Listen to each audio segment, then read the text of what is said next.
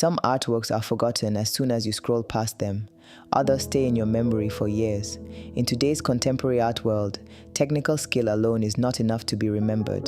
The artists shaping this generation have each developed a visual signature that is instantly recognizable. In this video, we look at 6 contemporary artists with distinct, unmistakable styles. One paints on hand-woven African silk, creating floating, dreamlike figures. Another marks every portrait with a thin red line around the eyes. One resurrects the visual world of 1970s West Africa in oil paint. Another combines a background in fashion design with pale, silver-toned eyes. One builds large-scale collages of Black family life. Another builds raw, textured faces out of rope, jute, and other discarded materials. Each of these 6 artists has built a style that cannot be mistaken for anyone else's. Their work is now shown in galleries around the world. Here is a closer look at each of them. Peter Uka. Peter Uka paints scenes from his own childhood memories. He was born in Nigeria and trained at the Kunstakademie Düsseldorf in Germany. Today he lives and works in Cologne. Uka grew up in Nigeria during the 1970s and 1980s. It was a time of change and energy. Afrobeat music was everywhere. Fashion was bold and colorful. There was a strong sense of optimism in daily life. Uka takes these childhood memories and puts them onto canvas. His paintings show ordinary moments from that era. He is focused on a part of Black history and Nigerian city life that is often missing from Western art history. Uka works mainly with oil paint. He builds his paintings up in thin layers called glazes. This technique gives his canvases a warm, glowing look. He pays very close attention to detail. He paints retro clothing, patterned Ankara fabric, old furniture, and record players. These objects place his figures in a specific time and a specific place. Even with all this careful detail, his figures are never still or posed. Uka captures small moments of movement. A person might be turning around, taking a dance step, or glancing across a room. His brushwork changes depending on what he is painting. The pattern clothing is painted with sharp, clean lines. The skin tones are softer, with smoother blending. Uka's paintings do not feel like they are showing the past. They feel like they are happening right now. Looking at one of his large paintings feels like walking into the room, with music playing and people talking. His process mixes research with instinct. He looks back at old photographs and objects from his childhood. Then, in the studio, he paints from memory and imagination. Every fold in a piece of clothing and every pattern on a tile is part of the larger story he is telling about identity and everyday life. Uka often paints interior scenes, a living room, a barbershop, a record store. These settings are filled with objects that carry meaning, from wallpaper patterns to the shape of a chair. He treats these details with the same care as the human figures in his work. His subjects are usually shown in quiet, everyday situations. Someone might be sitting and listening to music. Someone might be talking with a friend. There is no drama or tension in these scenes. Instead, there is a sense of calm and comfort. Peter Uka's work is now shown in galleries around the world. His paintings offer viewers a window into a specific time in Nigerian history, told through small, familiar details of daily life.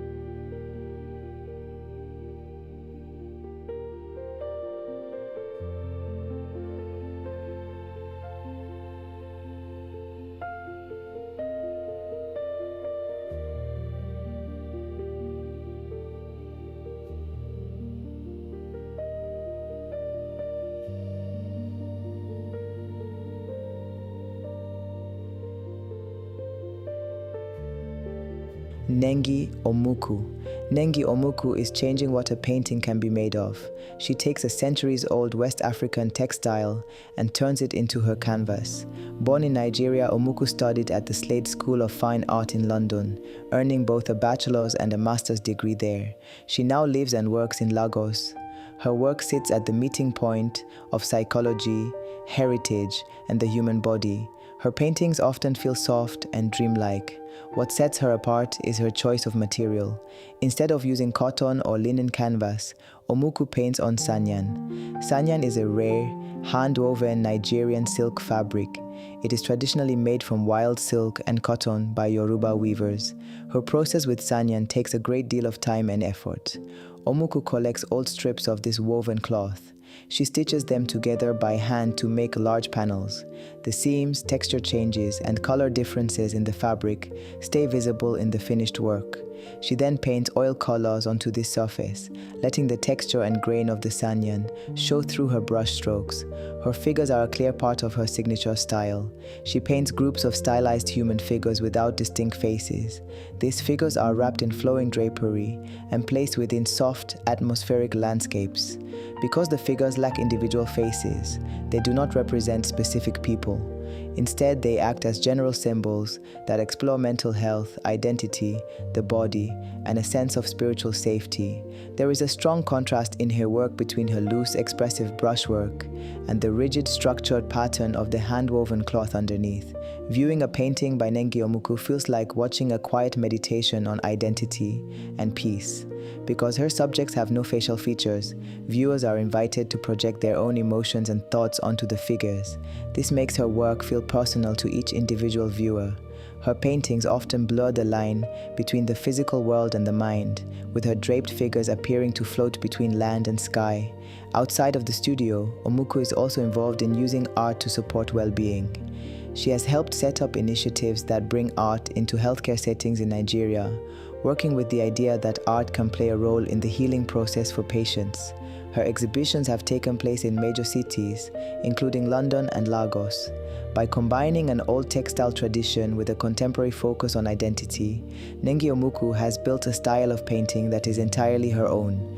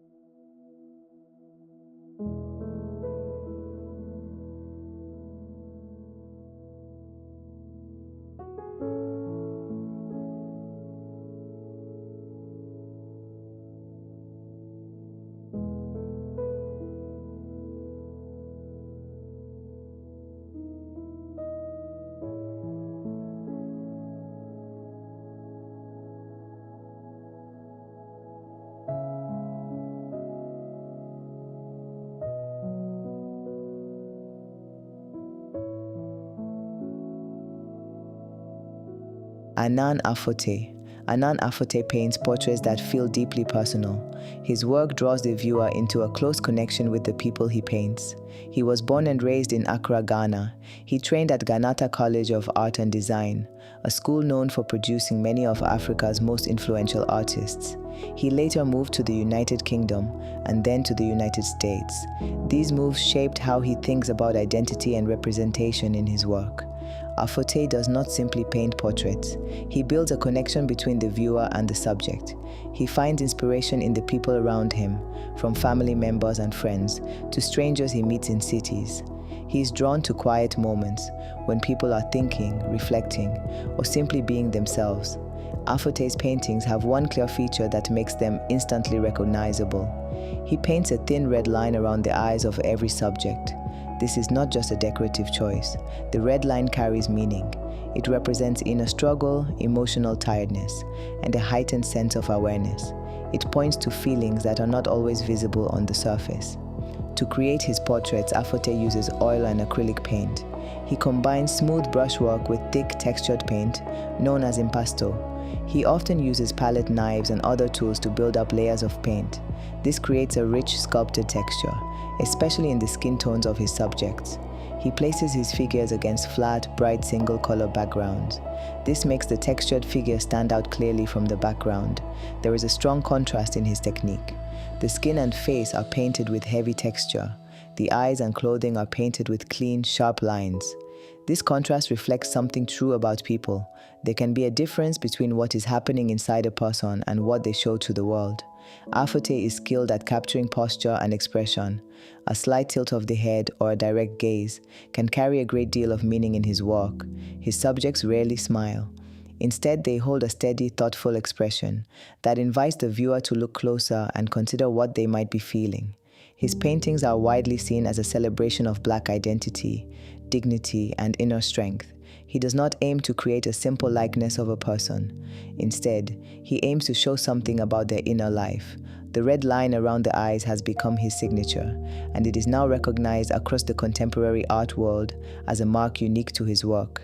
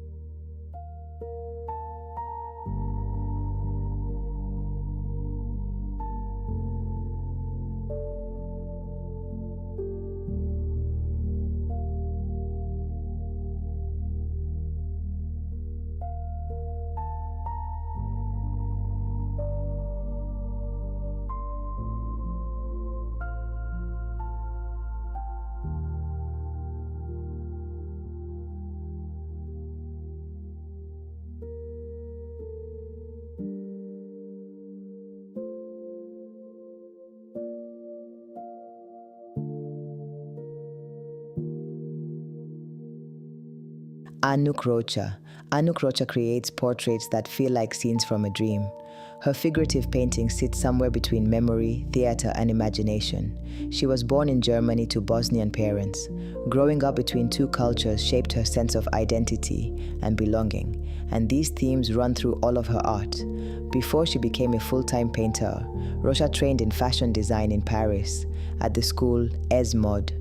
She then worked as a designer for well-known fashion houses, including Maison Martin Margiela and Dame Doma. She now lives and works in Marseille, France. Rocha brings her knowledge of clothing, fabric, and the human body directly into her paintings. Critics often describe her technique as patchwork portraits. Her faces and figures are not copied from one single photograph or model. Instead, she builds them from memory, imagination, and different personal encounters, combining features into one new face. She works mainly with acrylic paint on canvas and paper. Rocha does not use preliminary sketches. She starts painting directly, building up layers, scraping some away, and reworking sections as she goes. Her background in fashion design shows clearly in her work. Textile patterns, wallpaper designs, and clothing details appear throughout her paintings, wrapped around her figures like a second skin. One of the most recognizable features of her work is what she calls silver eyes. Her subjects often have pale, reflective eyes that stand out against muted vintage-style color palettes, ranging from deep reds to soft, earthy browns. The faces in her paintings are usually asymmetrical. She combines features from different ethnic backgrounds and emotional states, creating figures that do not belong to one single identity. Rocha's paintings often carry a quiet, thoughtful mood. Her interest in performance and theater comes through in the way her figures are posed, often caught in a moment of reflection. Her subjects look outward at the viewer with expressions that feel calm, but also distant. The rough, layered brushwork and visible underpainting give her canvases a sense of history, as if each portrait has been built up over time, much like identity itself. Her figures are not meant to represent any single culture or person. Instead, They represent a mixed, evolving sense of self, shaped by the many places and people that make up a life. Her work has been shown in galleries across Europe, and her fashion background continues to set her apart from other portrait painters.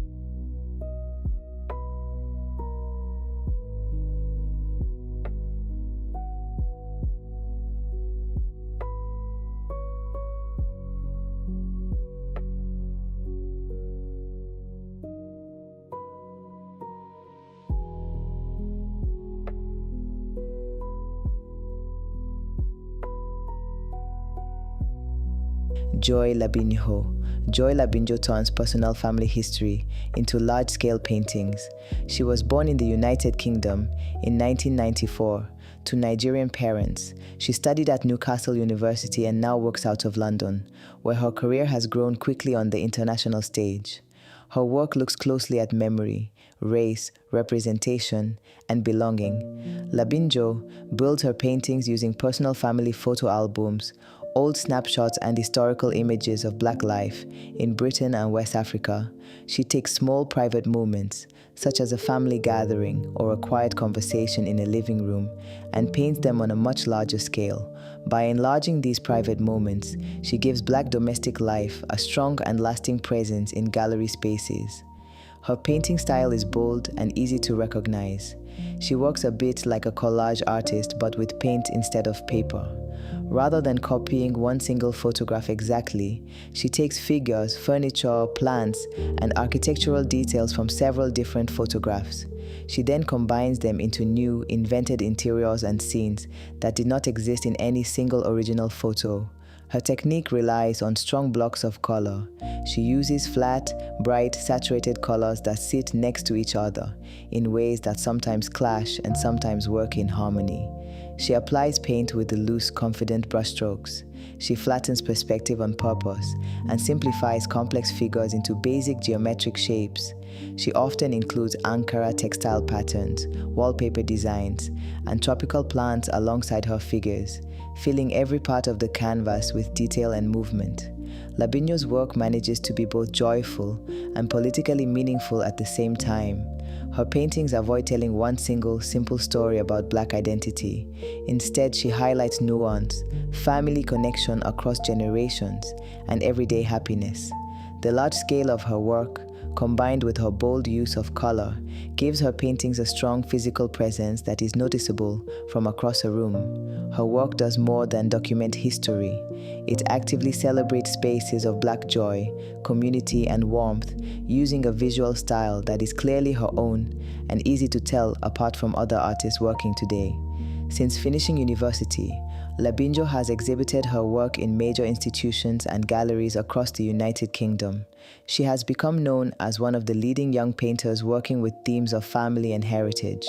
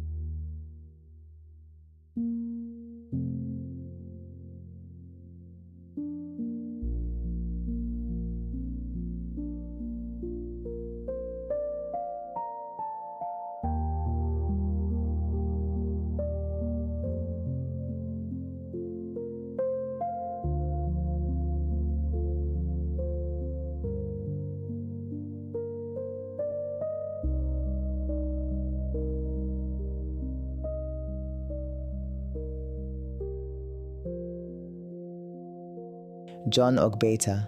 John Ogbeta creates mixed media artworks with a strong physical presence. He was born in Lagos, Nigeria, and trained at Auchi Polytechnic, a school known for encouraging a bold and experimental approach to studio art. He works full-time from his studio in Lagos. Ogbeta has become known for using his art to address social issues, emotional struggles, and mental health. Ogbeta does not treat his working surface as a simple space for painting. He usually works on wooden boards rather than canvas. For Ogbeta, this surface becomes a site of physical effort and material transformation. He takes discarded everyday items and turns them into powerful depictions of human experience. What makes Ogbeta's style stand out is his use of recycled materials and collage on heavy plywood boards.